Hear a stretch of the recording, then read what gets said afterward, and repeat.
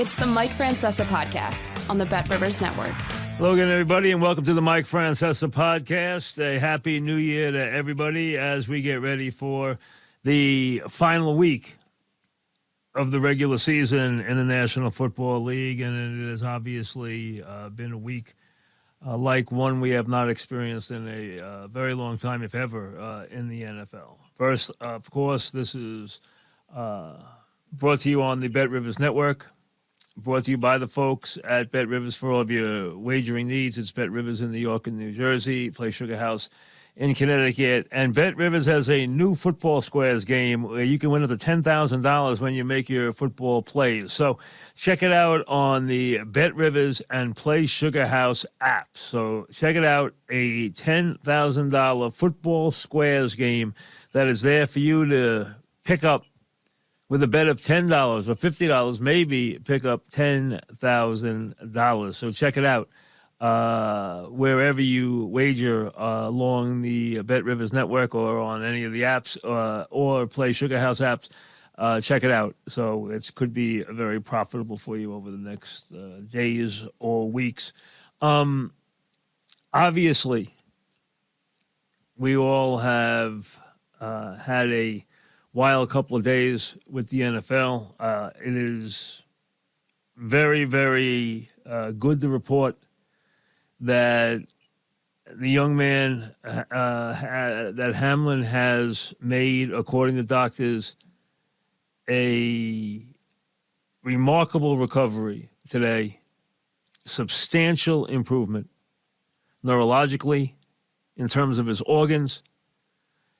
My understanding is the levels of certain fluids and acids are very important too. But this young man was very, very ill, in really grave condition when he was taken to the hospital. He suffered cardiac arrest, and you cannot say enough, and the doctors stressed that today at the press conference. You cannot say enough about how good the care was and how immediate the care was at the game. They recognized that his heart had stopped. They knew exactly what to do. They didn't waste a second to do it. And their protocol probably will be not only lauded, but it will be copied and studied and become, I'm sure, part of a protocol at every stadium because they saved the young man's life. There's no question about it. Hopefully he makes a full recovery. No one's going to debate about whether he plays football again. Well, that's something for another day. But it sounds like he has a very good chance to make a recovery, full recovery, and in time. And that is an amazing circumstance considering where we were a couple of days ago. I know the NFL took a lot of criticism, and the NFL is terrible, okay? The NFL is terrible at making these decisions on the fly. They were way late canceling the game. The game should have been canceled immediately. They left the announcers out there with nothing to say forever. They also should never even have thought of putting the players back on the field.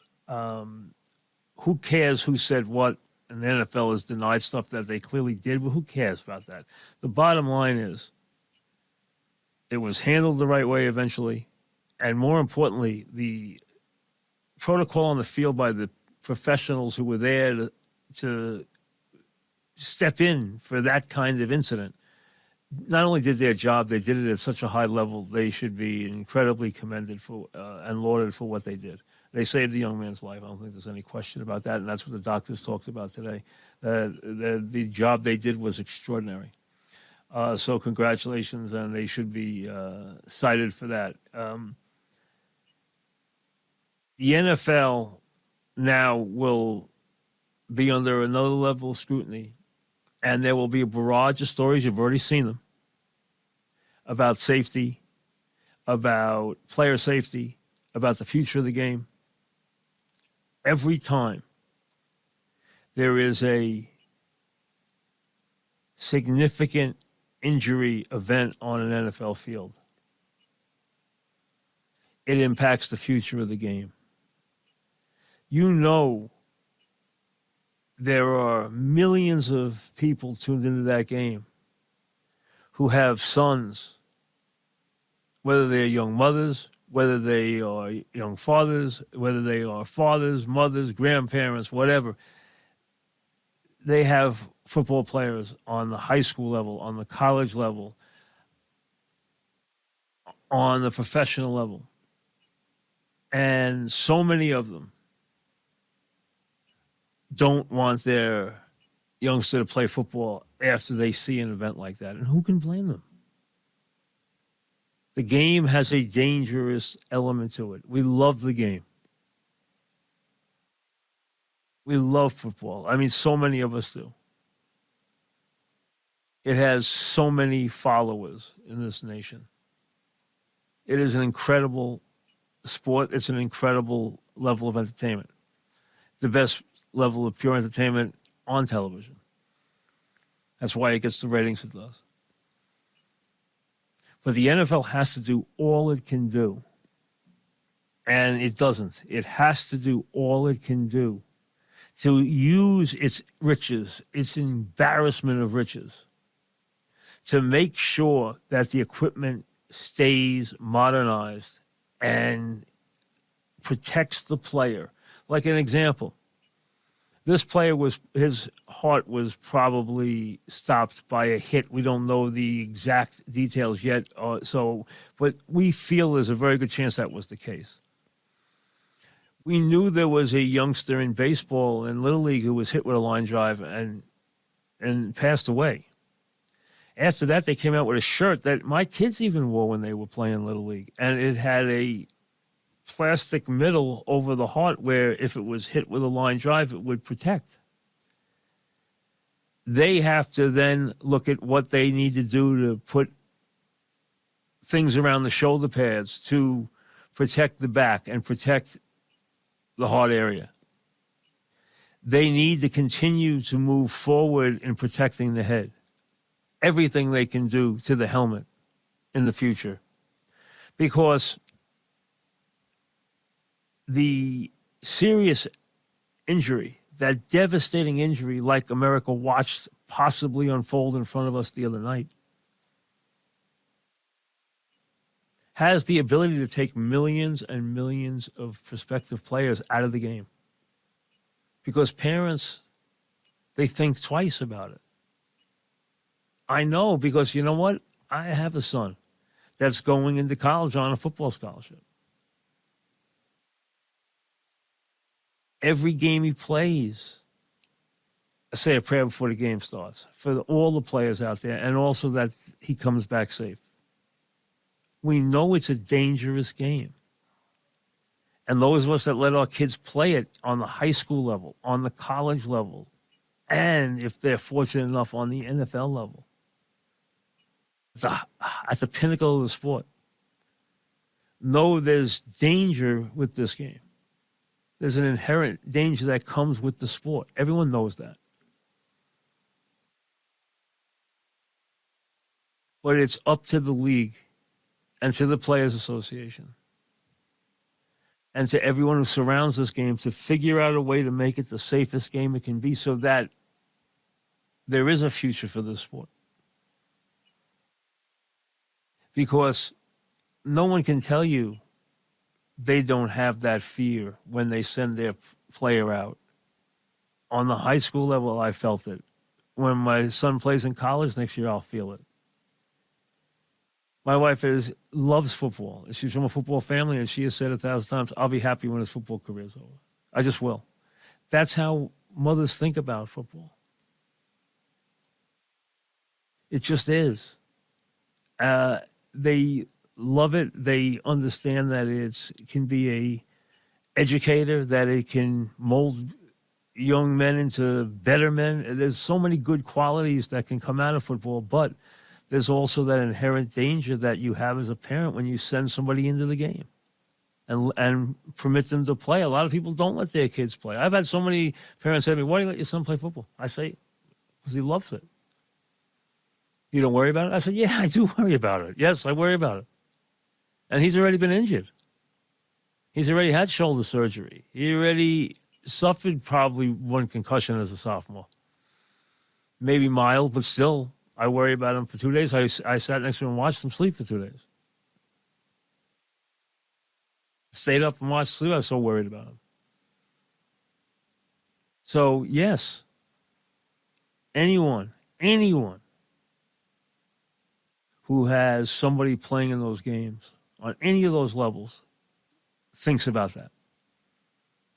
You'd be crazy not to. But you take that risk because there's so many advantages and good things that go along with it. So it sounds like he's going to be okay. And we should, again, congratulate and laud the people who made such a brilliant display of maybe saving a life, probably saving a life on the field that night. And hopefully the NFL is coming along in worrying about the human side of the game. I think they have made strides in that regard. I don't think they're all the way there yet. In the old days, if you talk to the players, they would tell you that the owners didn't care at all. If you talk to a John Unitas, he was bitter about it.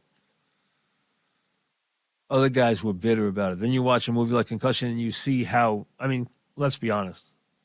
What they did in that movie, what they did to that doctor was reprehensible.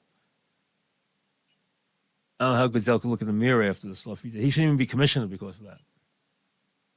What he did in that, his role in that thing.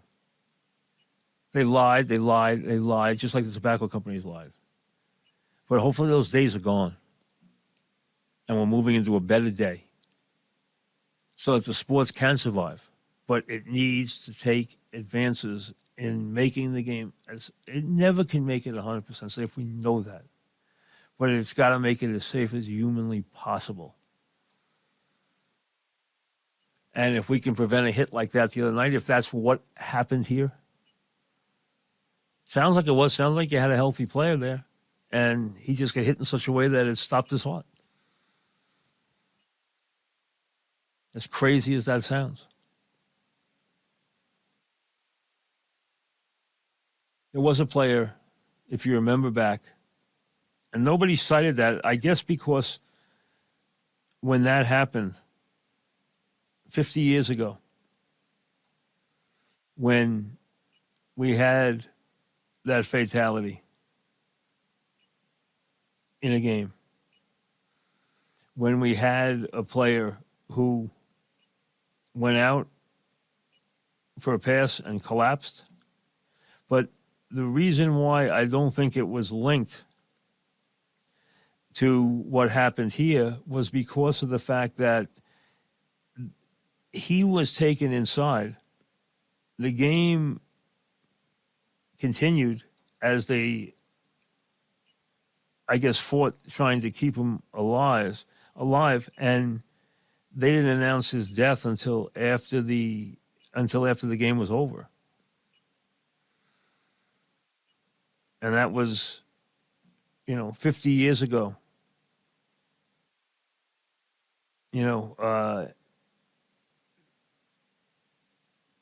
October 24th, 1971, Chuck Hughes. And it was a very different league then, a very different world then. Very different coverage of the games then. Medical, advances were nil compared to where we are today. So it was completely a different situation. And that player did pass away, although they did not declare him dead until after, I think like 50 minutes after the game, because there was a blood clot that was evidently dislodged. That's what caused the death. But like I said, we're in a very different place now with the immediacy, with the coverage we have, with social media, with everything that goes on. But we also have incredible advancements. And just like they did when they did such incredible work on Dennis Byrd, they did incredible work the other night. They really did. Remarkable work. And saving a young man's life. Now, because of the advances that he made today and the fact that he made such, an incredible turnaround, we can start to talk about things on the field for this week, and they're having these discussions. There's really no answers. I think the most logical thing is, and it's probably going to help the Kansas City Chiefs a lot, and that is that the game won't be played, and they'll just set up the 1, 2, and 3 seeds in the AFC based on win percentage, and the Chiefs playing an extra game, if they win it this week, will be the 1 seed. If they beat the Raiders, or if the Bills should lose to the Pats, which is a distinct possibility. The Bills especially could know on Sunday that they're not, if the game if they know then that the game will not be played at all, they will know on Sunday that they can't get the 1 seed if Kansas City is 1. If that's what they decide, they have not made a decision yet. But I don't think they're going to back the playoffs up to play this game. I don't think they're going to do that. I don't think this game, my gut feeling is this game will not be played. I don't know that yet, but it just seems to me that the most logical thing will be just to give Kansas City, if they can go out and win the game against the Raiders, which logically they would and will, they'll be the 1 seed. Buffalo will be either the 2 or the 3. Cincinnati will be the other, and we'll go forward for this weekend. The other issue this weekend is an interesting one, and it deals with the Giants. This is not exactly the same as the Tom Coughlin decision on a Saturday night to go and play all out against the undefeated Pats in a game that really set the Giants up to win a Super Bowl weeks later against the Pats, because of the valiant game they played that night against the undefeated Pats. If you remember that, if you were listening to the show then, I was in the incredible minority by wanting the Giants to play all out. Most people thought I was insane. But the Giants did, and it really turned out to be something that was to their advantage. Now, what Dable said this week is very true. Whether the Giants play hard against the Eagles or rest their players against the Eagles, the proof will be in the pudding. It will be in the postseason play. If they play well, whatever decision they made will be the right decision. If they play badly, whatever decision they made will be the wrong decision. That's true. It will all depend on their performance in the postseason. But let me say this before the game is played.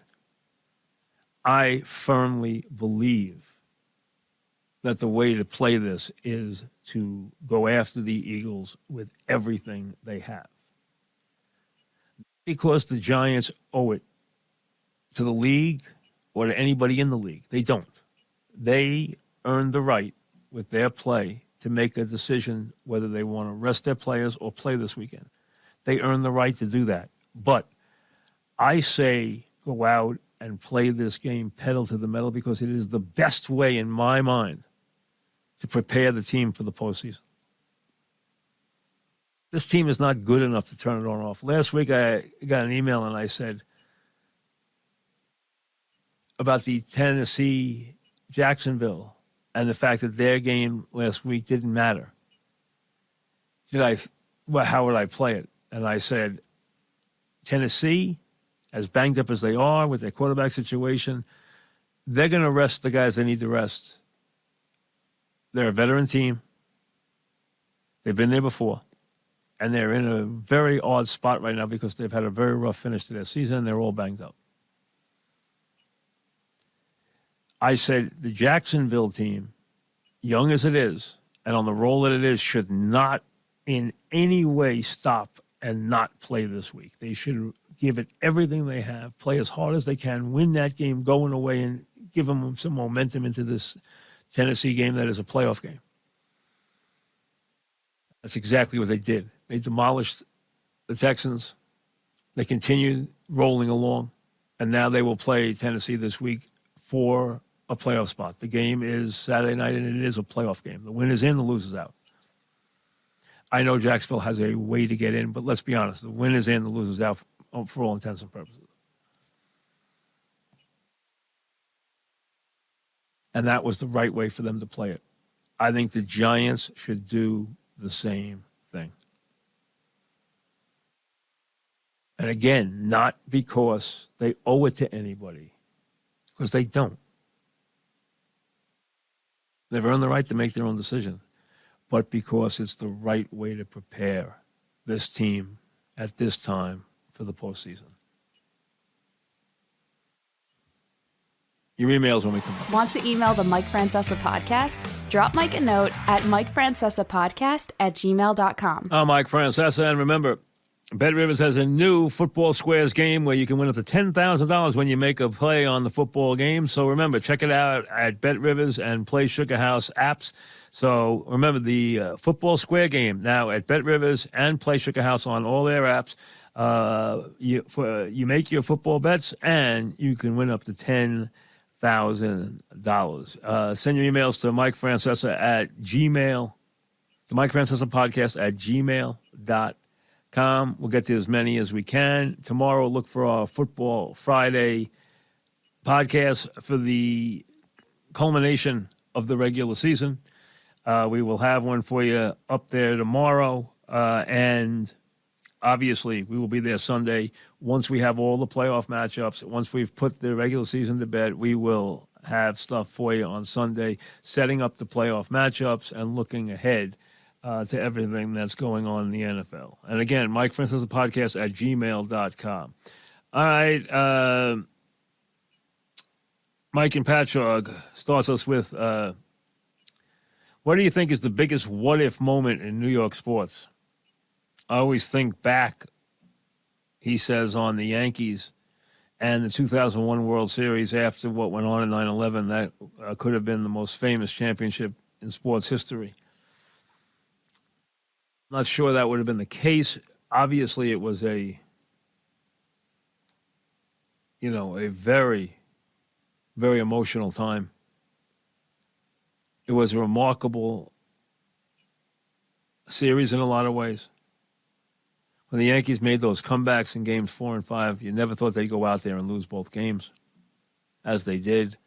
You never thought they'd fall apart with Mariano on the mound in the ninth inning after he was so impressive in the eighth, after Soriano had hit the home run off Schilling. I was in the ballpark for Saturday night's game and for Sunday night's game. I remember it like it was yesterday, and it was a very tough defeat, there's no question. And would have been a incredible storybook ending to that season. I don't think there's any question. I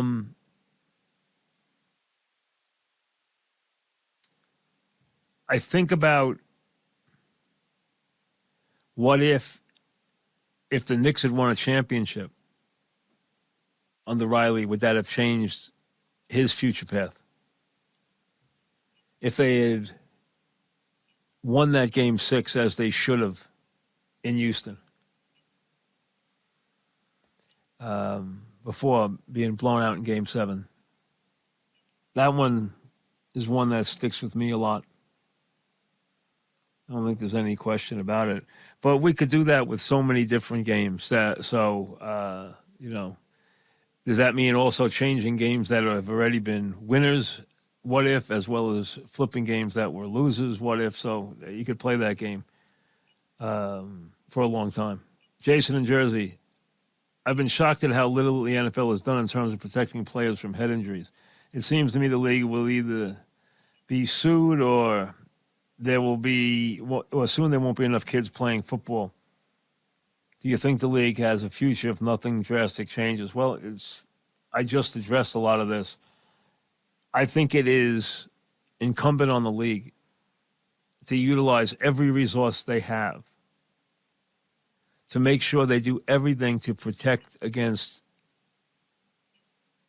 players getting CTE. Now, remember, they have changed the sport radically. They don't practice and hit anywhere near what they did in the old days. Training camps now are a joke compared to what they used to be. I mean, these teams hardly practice. In the old days, they would do running game for 2 hours in the morning in the intense heat and then come back in the afternoon and practice again. I mean, and they would practice for 17 straight days in searing heat. They don't do that stuff anymore. They don't hit during the week like they used to. They don't do anything like that anymore. But they still have to continue, as you see with a situation like Atua, who clearly something was up with him. Now, again, I didn't realize he had been concussed in that game. I did in the second half make the point, what the heck is going on? He looks like he's in a daze the way he's playing the game, but that's because the throws were so bad. No one realized what had gone on, and he didn't call it on, on himself either. Now, I know the player is geared to play. But when you're in distress, you're in distress. Justin in Ohio says, I'm 43 years old, and like almost every Jet fan, I worship the legend of Joe Namath, but very few of us had a chance to see him play. Can you put in perspective his talent and his career? We recently had Joe on. And it's funny, I was down in Florida recently, just for the last, 2 weeks, and we were talking about Namath because he lives down there. And someone had just seen him in a restaurant down there, and we were talking about him. And I was explaining to some of the younger people at the table, I said, you have no idea how big he was.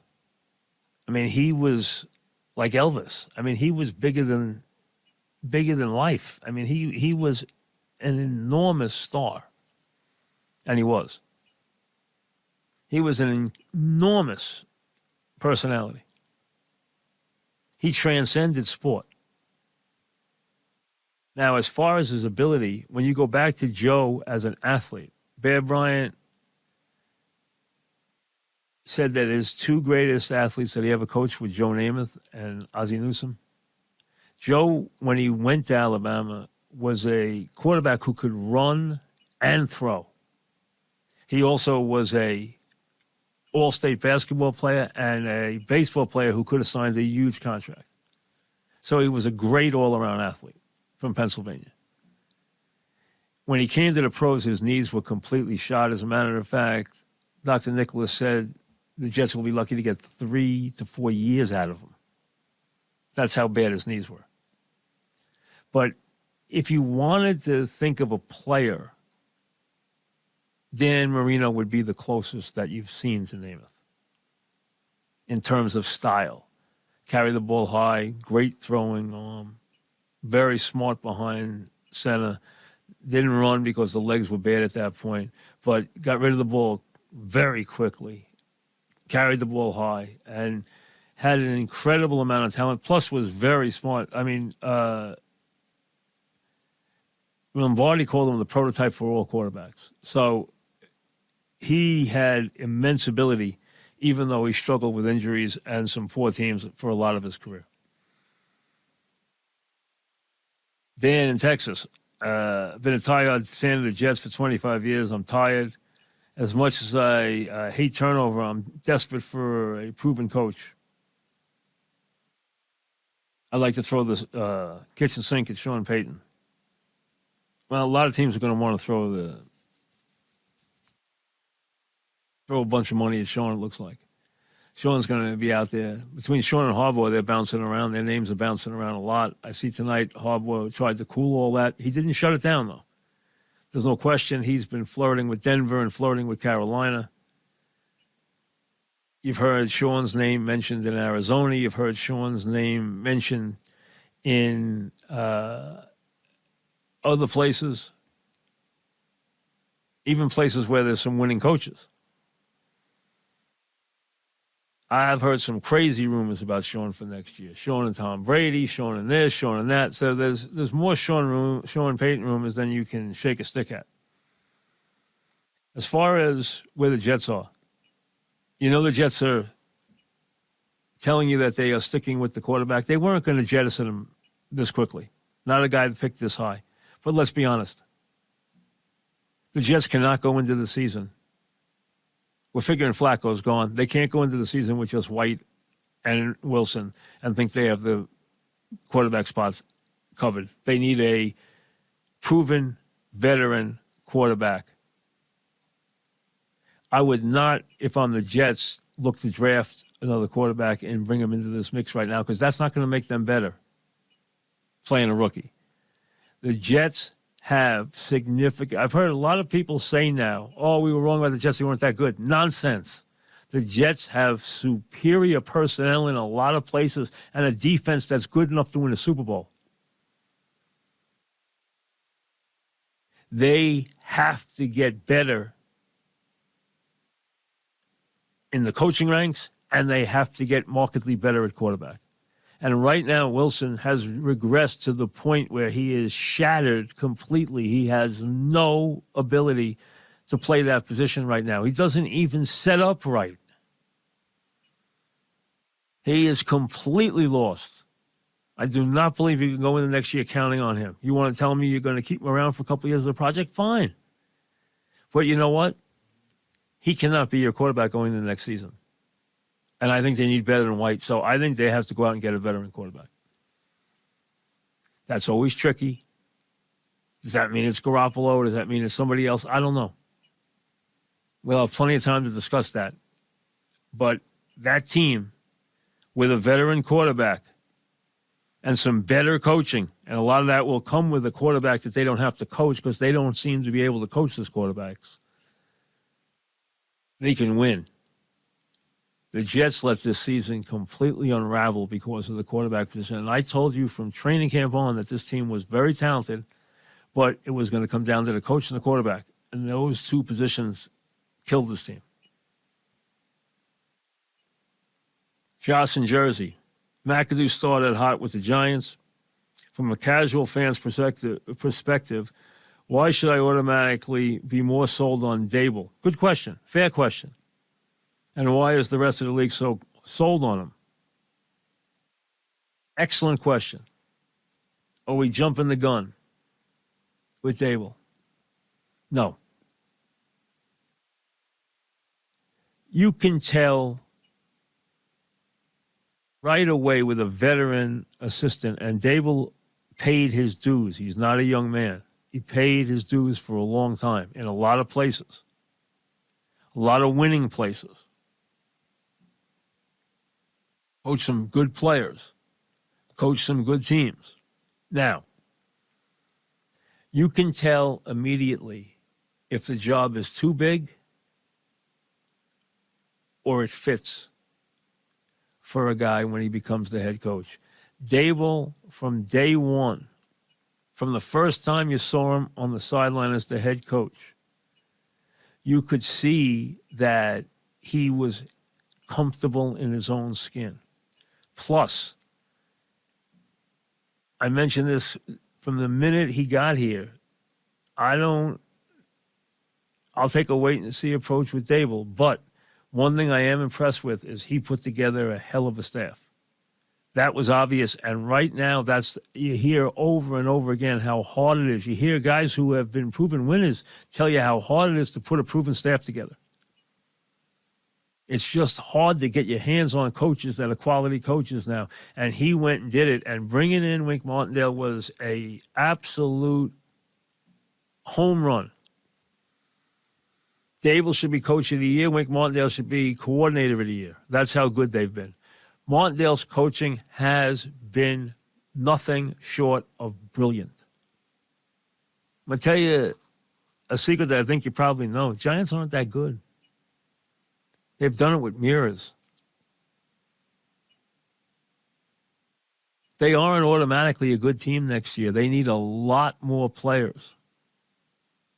But their coaching has been superb. They've They've coached the quarterback superbly. They've made him confident. And what they have done is they have built game plans that fit his positives, not his negatives. And that's superb coaching. When you can take your coaching and meld it to the players' positives. Jones has negatives and positives. They have completely accentuated the positives and minimized the negatives. But more than anything else, more than even Jones, and Jones has been good and he's kept his turnovers to a minimum. But more than anything else, that defense, that aggressive blitzing defense, changed the Giants. Wandale did an incredible job. Now, did they get some balls bounced their way this year? Absolutely. When you look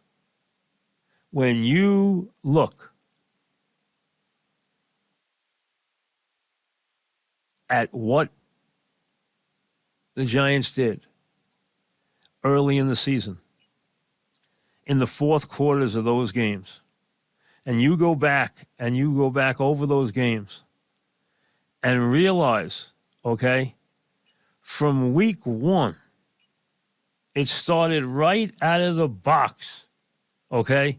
They are trailing Tennessee 13-0 at the half. They outscored Tennessee 21-7 in the second half and win that game. That's a game the Giants wouldn't have won in years, okay? That's a game the Giants never would have won. They're down 13-0 on the road to a Tennessee team that's a good team, a playoff team, and they win that game. Okay? It absolutely set a culture and a way of doing things. Okay? They were in a tight game with Carolina in week 2. What do? They pulled the game out. Now, those are games in the past the Giants didn't win. The Giants never won those games. They'd never come up with the play in the fourth quarter. They'd never, week after week, do that, okay? And they did it early in the season, and it allowed them to build the confidence, okay? It allowed them to start to believe in something. The Packer game, where they come up with the 14 points in the fourth quarter, outscore the Packers big in the fourth quarter. They're down in Lambeau. They're down 20-10 at the half. They come back and win that game. The Baltimore game, you go on and on with this team. They did it week after week, okay? Again, winning the fourth quarter, coming from behind, stealing games against good teams, against Baltimore, against Tennessee, against Green Bay. And all of a sudden, the Giants started to believe. They started building a culture. They started thinking they could win. They accentuated the positive. They made the right plays at the right time. They were in the right defenses. They attacked at the right time. They're blitzing, saved games, and made plays. Two teams this year won a lot of games, even though you look at their point differentials and it don't add up. Minnesota and the Giants.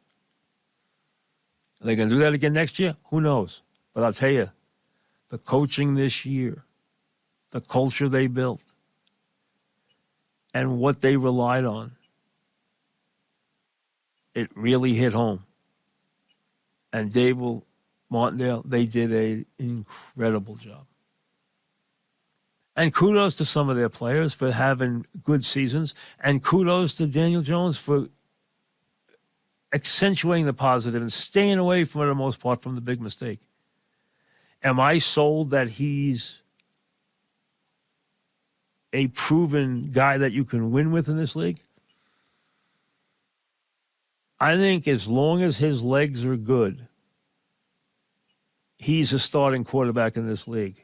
Without his legs, I don't know that he is, and his legs are a big part of his game. I know people are saying, oh, now you got to apologize. Not me, but I mean, because I never was overly critical of Daniel Jones, but I was never very positive about him either. I took a very much wait and see approach. I wasn't killing him. I wasn't saying anything good about him. I still don't love him, but I've seen this year what he's done, and it's been impressive. Am I sold now that he's the guy? No, I'm not. Has this team won a lot of games that they pulled out in amazing fashion? Yes, they have. Can they do that 2 years in a row? I don't know. It's not easy. They need to get better. Now they need to get better. They've built the culture. They're going to be players who are going to want to come here. They've built the culture, but they have to get better in a lot of places. But the guys they have playing now believe in this coach, and they believe in his plan, and that's a big step in the right direction in this league. You want to look at the Jets and Giants rosters. Jets rosters way ahead of the Giants, but not at some key positions, especially quarterback, especially coach, quarterback, and running back.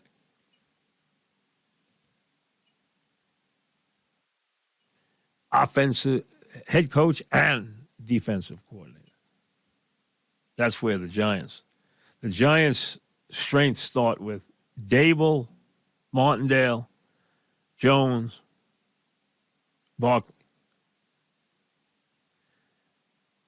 Offensive line's done a good job in some regards. Other times, not so great, but again, accentuating the positive, which they have done with this team at every turn. And that's why they're going to the postseason. They believe. And believing in the NFL is a big part of it. A very big part of it. And he showed you right from the start that he's that type of coach. And I think the coach is no longer an issue. They have the coach. I know this has been asked a million times, but has your opinion changed on Daniel Jones in the last two games? No. I want to give him credit for what he's done. My opinion has not changed. Ben Musburger said the NBA has paid a major price for politics in 2022. But is the NFL next on a chopping block? I think the NFL had a run with this a couple of years ago where that whole thing with the flag and with all the way to deal with everything that was going on in the country was very divisive for the NFL. It was very hard for them to figure out where they wanted, on what side of the street they wanted to stand on. And to me, leagues should try to stay out of that. Not that they shouldn't be a force for good. They should be in every way, charity and every other way. But they also should appeal to everybody. They are in the business of entertainment. They want everyone to be their customers. Why should they want to take anybody off? But that doesn't mean they can't do good at the same time. They can. And they can use their vast riches in a lot of positive ways. And if that includes helping inner city relations with players of color, then absolutely. Go to town. It can only help. I was too young, Anthony says, in 94 with you and Dog. How'd you guys handle the O.J. Simpson story? Was it a big part of the shows, even though the Rangers and Knicks were having epic seasons? Yes, it was. And obviously, it came to a forefront with the Bronco chase during a Knicks championship game. And I was at the Garden that night, as other people were, and half of them were in the lobby or in the hall watching the TV sets, and half watching the game and running in and out because that was going on at the time. So that captivated the entire country, and everybody everywhere talks about OJ. OJ was theater for the entire nation. So it didn't matter sports, non-sports, didn't matter what it was. It was theater for the entire nation. Everybody talked about it.